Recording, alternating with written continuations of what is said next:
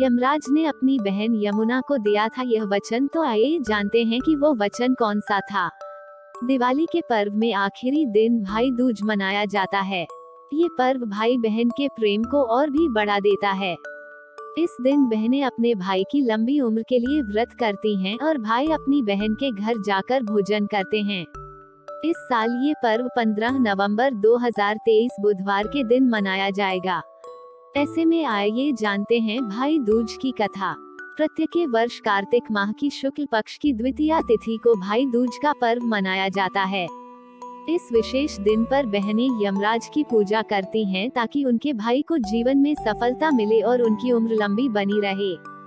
भाई दूज मनाने के पीछे यम और यमुना से जुड़ी एक पौराणिक कथा मिलती है। आइए जानते हैं वह कथा। पौराणिक कथा के अनुसार सूर्यदेव की पत्नी का नाम छाया था। उनके पुत्र यमराज और पुत्री यमुना थी।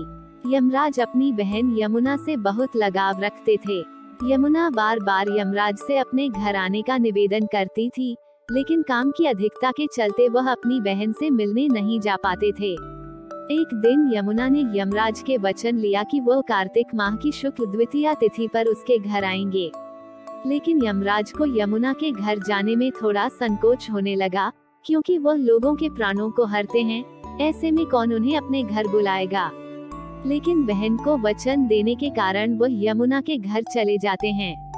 अपने भाई यम को देख यमुना बहुत प्रसन्न हो जाती हैं और आतिथ्य भाव से उनकी सेवा की। यमुना ने अपने भाई के लिए तरह तरह के पकवान बनाए। अपनी बहन का सेवा भाव देख यमराज बहुत प्रसन्न हुए और यमुना से कोई वर मांगने के लिए कहा। इस पर यमुना ने उनसे वचन लिया कि हर साल इसी तिथि यानी कार्तिक माह की शुक्ल द्वितीया पर वह मेरे घर आकर भोजन किया करें।